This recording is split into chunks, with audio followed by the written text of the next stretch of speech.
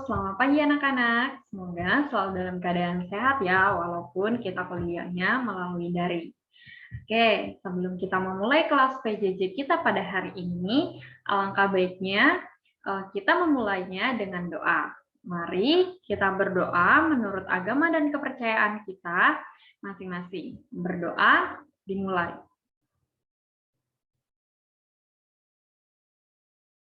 Berdoa selesai. Baiklah, kita akan melanjutkan materi kita yang pada minggu lalu yang membahas tentang vektor. Nah, pada pertemuan ini kita masih membahas tentang vektor dan kita akan melanjutkan materi pokok dan bahasan yang akan kita bahas pada hari ini. Oke, sebelum kita lanjut, ada beberapa hal yang perlu kalian perhatikan. Yaitu, yang pertama, yang perlu kalian perhatikan, pastikan menonton video PJJ hingga selesai. Yang kedua, siapkan buku catatan dan catatlah poin-poin penting dari video PJJ yang ditonton. Yang ketiga, silakan absensi di kolom komentar dengan format nomor absen, nama, dan juga kelas. Oke, pada pertemuan kali ini kita akan melanjutkan materi kita yaitu tentang vektor. Sebelum kita lanjutkan, ada yang masih ingat apa itu vektor atau apa yang dimaksud dengan vektor? Oke, ada yang tahu? Ya, besaran vektor merupakan besaran yang memiliki nilai dan juga arah. Contohnya, gaya, perpindahan, kecepatan, percepatan, momentum. Selain besaran vektor, ada juga besaran skalar. Besaran skalar merupakan besaran yang memiliki nilai. Nah, ingat, kalau besaran vektor, dia memiliki nilai dan juga arah. Sedangkan pada besaran skalar, dia merupakan besaran yang memiliki nilai saja. Itu poin yang paling penting yang harus kalian pahami. Oke, vektor, bicara mengenai vektor, vektor ini bicara mengenai arah. Arah vektor adalah besaran yang memiliki arah. Contoh seperti arah angin. Arah angin kan ada utara, selatan, barat, timur. Dan juga ada timur laut, ada barat daya, tenggara, barat laut. Nah, di antara utara dan timur, itu ada tengah-tengahnya itu timur laut. Nah, di situ nanti akan membentuk sebuah arah angin atau membentuk sebuah sudut. Contoh, dalam pelajaran vektor ini ada hubungannya dengan matematika trigonometri ya, itu yang perlu kalian ingat. Yang perlu kalian hafal itu trigonometri yang paling dasar untuk fisika, yaitu trigonometri sinus, kosinus, dan juga tangen. Nah, di sini ada sudut istimewa yang perlu kalian hafalkan, yaitu sinus. Sinus 0 derajat itu adalah 0, sinus 30 derajat itu 1/2, sinus 45 derajat itu 1/2 akar 2, sinus 60 derajat 1/2 akar 3, dan sinus 90 derajat itu ada 1. Cos ini kebalikan dari sinus. Cos 0 derajat itu 1. Cos 30 derajat itu 1/2 akar 3. Cos 45 derajat itu 1/2 akar 2. Kosinus dari 60 derajat itu 1/2. Kosinus dari 90 derajat itu 0. Nah, tangen ini pembagian dari sinus dan kosinus. Tangen 0 derajat itu 0, tangen 30 derajat itu 1/3 akar 3, tangen 45 derajat itu 1, tangen 60 derajat itu akar 3, dan tangen 90 derajat itu tahingga. Nah, ini yang perlu kalian perhatikan. Nah, di sini kita akan melanjutkan materi pada minggu lalu. Sekarang Ibu akan membahas tentang menentukan resultan vektor. Untuk dua vektor yang membentuk sudut theta, misalnya di sini ada dua buah vektor. Oke, sebelum Ibu menjelaskan lebih lanjut untuk menentukan resultan vektor, Di sini ada beberapa cara untuk menentukan resultan vektor. Yang pertama itu untuk vektor yang searah, dia dijumlahkan. Sedangkan untuk vektor yang berlawanan arah, dia dikurangi. Dan untuk dua vektor yang membentuk sudut theta, nah untuk dua vektor yang membentuk theta ini, misalnya di sini Ibu mempunyai vektor A dan vektor B membentuk sudut theta. Membentuk sudut theta di sini. Nah, kita bisa menggunakan persamaan resultan sama dengan akar A kuadrat ditambah B kuadrat ditambah 2 dikali A dikali B cos theta. Nah, jika θ-nya sama dengan 90 derajat, maka kalian bisa menggunakan persamaan ini saja, yaitu resultan sama dengan akar A kuadrat ditambah B kuadrat. Nah, kenapa demikian? Karena kalau misalkan θ-nya itu sebesar cos 90 derajat, itu cos 90 derajat itu kan 0.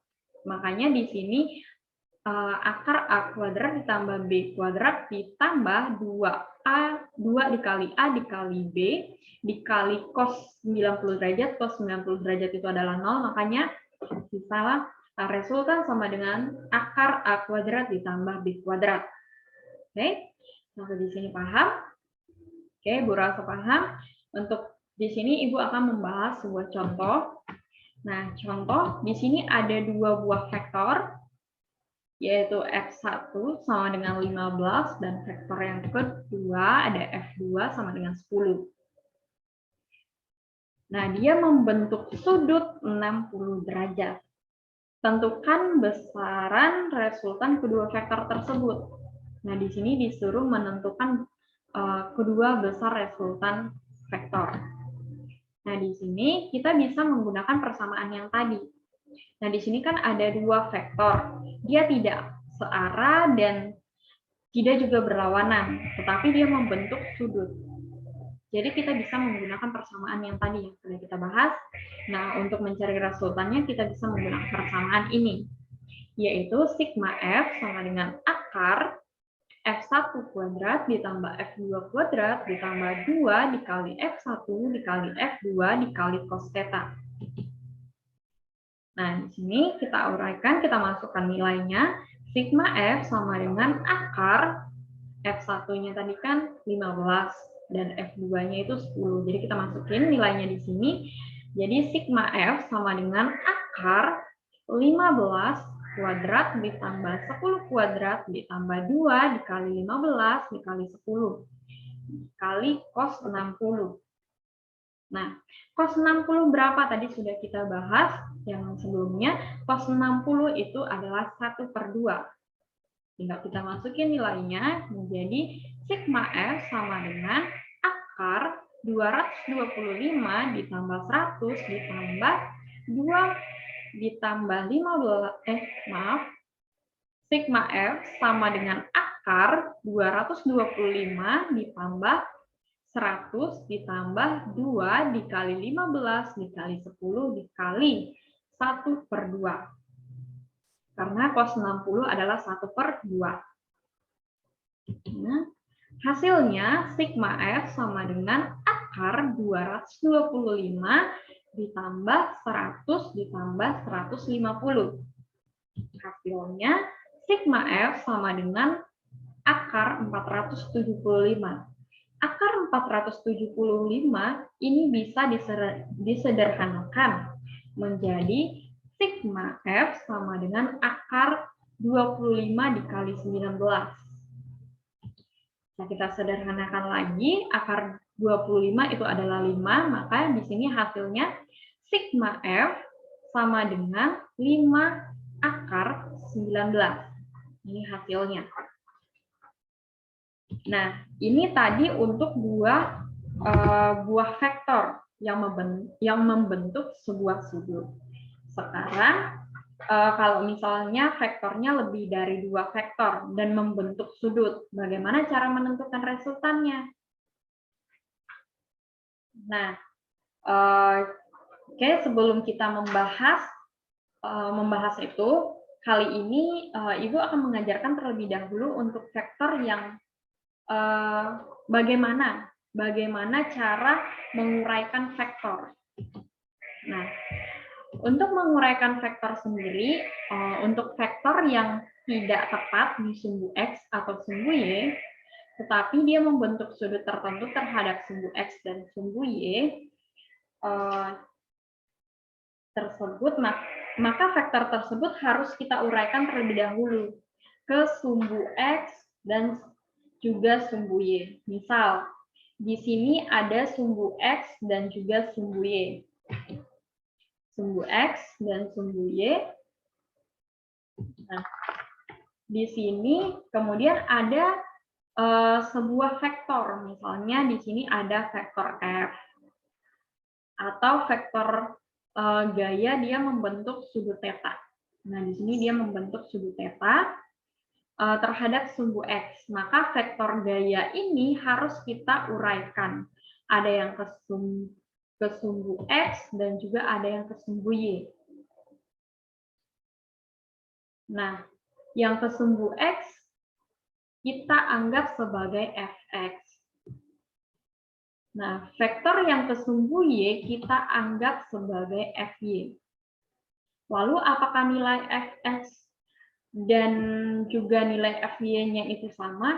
Nah, nilai fx dan nilai fy-nya itu berbeda.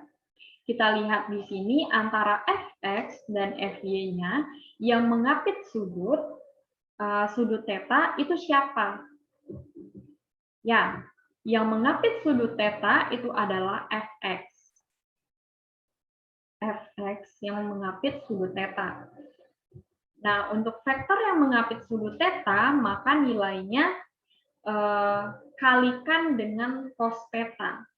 Atau di sini nilai fx-nya itu sama dengan f cos theta. Sedangkan fy-nya sama dengan f sin theta. Nah, di sini fx dan fy-nya, fx sama dengan f cos theta, fy-nya f sin theta, itu jangan dijadikan patokan rumus, karena ingat, tadi yang mengapit sudut itu yang dikalikan dengan cos theta. Sedangkan yang tidak mengapit sudut, kita kalikan dengan sin. Jadi misalkan di sini, Ibu punya gambar lagi, yaitu ada sumbu Y dan juga sumbu F. Nah, dia ada arahnya yang ke sumbu X dan juga sumbu Y, yaitu fx-nya itu sama dengan f sin theta. Kenapa fx sin theta? Karena dia tidak mengapit sudut theta. Nah, di sini fy-nya yang mengapit sudut theta, makanya di sini nilai fy-nya itu sama dengan f cos theta. Nah, seperti itu. Nah, kemudian ini yang perlu kalian ingat kembali. Ketika dia mengapit sudut theta, dia dikalikan dengan cos theta. Jika dia tidak mengapit sudut theta, dia dikalikan dengan sin theta. Itu yang perlu diingat. Ini kata kuncinya ya. Nah, oke. Kita kembali ke contoh soal. Di sini ada contoh soal, ada 3 buah gaya, yaitu F1, F2, dan juga F3. Seperti pada gambar yang di PPT Ibu, ada F1, F2, dan F3. Nah, di mana resultan ketiga vektor tersebut, di mana di situ sudah diketahui nilainya. Yaitu di sini nilai dari sin 37 derajat ini sama dengan 3/5. Sedangkan sin 53 derajat itu sama dengan 4/5. Dan cos 37 derajat itu 4/5. Dan cos 53 derajat itu sama dengan 3/5. Nah, ini yang sudah diketahui. Nah, kemudian bagaimana cara menyelesaikan soal ini? Ya, seperti tadi bahwa untuk vektor yang membentuk sudut atau tidak tepat sumbu X dan sumbu Y, vektor tersebut harus kita uraikan terlebih dahulu. Nah, di sini ada F1, F2, dan juga F3. Nah, yang tidak tepat berada di sumbu X dan sumbu Y adalah F1 dan F2. Kenapa demikian? Karena dia membentuk sudut, di mana F1-nya dia membentuk sudut 37 derajat. Dan F3-nya itu sebesar 53 derajat terhadap sumbu X. Maka di sini F1-nya, di sini kita harus uraikan. Ada yang ke sumbu X dan ada yang ke sumbu Y. Yang ke sumbu X adalah F1X atau nilainya adalah F cos F1 cos 37 sama dengan cos 37 kan 4/5. Jadi F1-nya kan nilainya 10. Jadi 10 dikali 4/5 sama dengan 8 Newton. Nah, kemudian untuk F1Y-nya nilainya adalah F1 sin 37. Nah, nilai F1-nya kan 10. Sedangkan sin 37 itu 3/5. Tadi sudah diketahui di sini, sin 37 itu 3/5, jadi hasilnya itu sama dengan 6 Newton. Oke. Nah, di sini,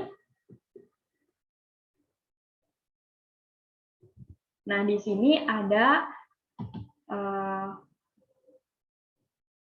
oke, selanjutnya, di sini ada nilai sama dengan, kemudian F1Y. F1Y-nya itu nilainya sama dengan F1 sin 37 atau 10. Nah, sin 37 adalah 3/5, maka di sini 10 dikali 35. 10 dikali 3/5, yaitu 6 Newton. Nah, untuk F3-nya juga membentuk sudut nih. Membentuk sudut, maka kita uraikan juga. Ada yang ke sumbu X, dan juga ada yang ke sumbu Y. Nah, ada yang ke sumbu X, dan juga ada yang ke sumbu Y. Yang ke sumbu X kita anggap F3X.